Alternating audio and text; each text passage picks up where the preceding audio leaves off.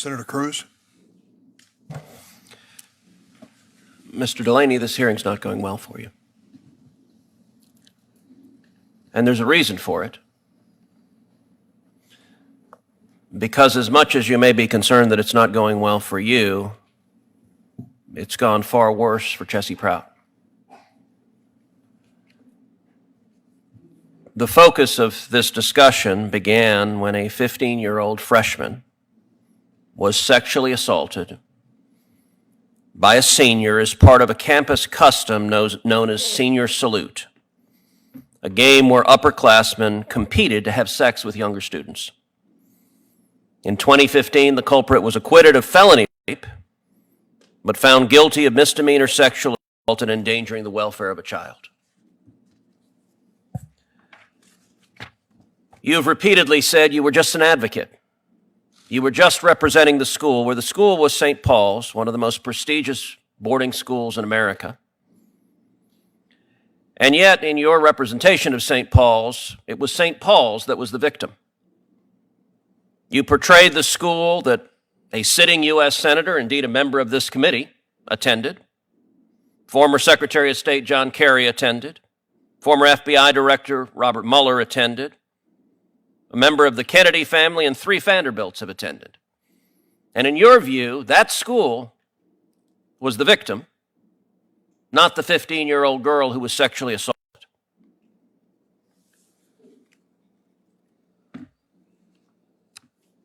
Your response to Senator Hawley was, I was just representing my clients. Well, I'll tell you, Mr. Delaney, you represented your clients very poorly.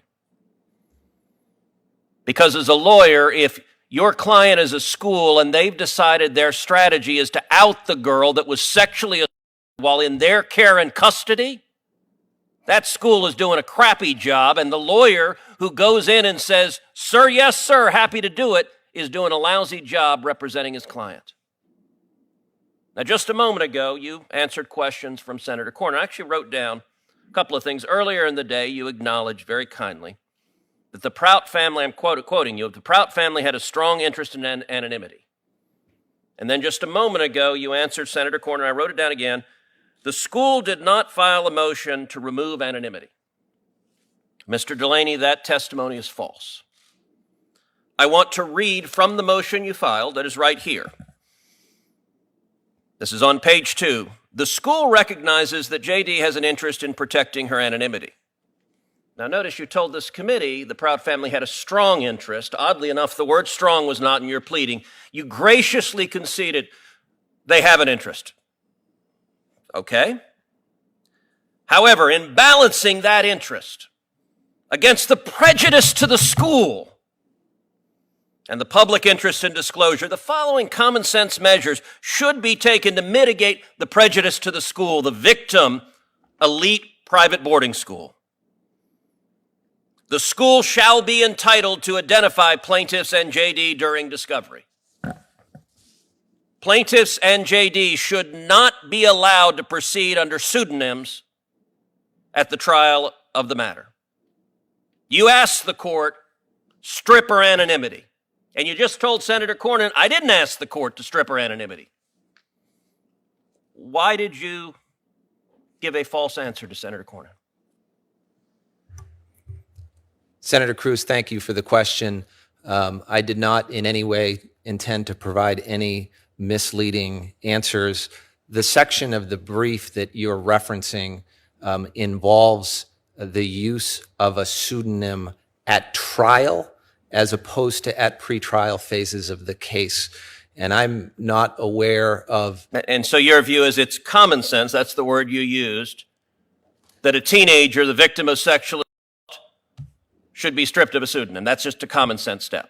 No, I'm saying that First Circuit precedent treats the use of fictitious names before a jury at a trial quite differently than it does at pretrial phases. So Mr. and Mrs. Prout are here today.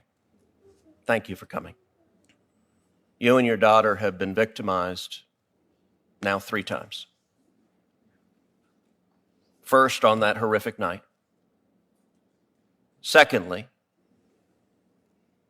when Mr. Delaney, representing the school, went into court and tried to strip your daughter's anonymity, tried to out her against her wishes.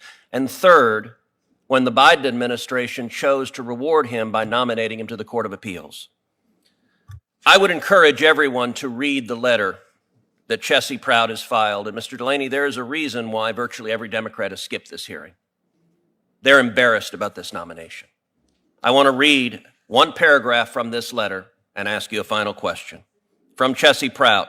If Michael Delaney is confirmed, if an attorney who has brazenly intimidated a minor victim of sexual assault is given the distinct privilege to serve as a judge for the United States Court of Appeals, you are telling victims and survivors that you not only approve of victim intimidation tactics, you reward their enactors with one of the highest legal appointments in the state of Massachusetts. She goes on to say she made this point to the Biden Justice Department. Mr. Delaney, if this committee votes to confirm you, what message does that tell every other victim of child victim of sexual assault, if seeking to out them publicly gets rewarded with a judicial nomination?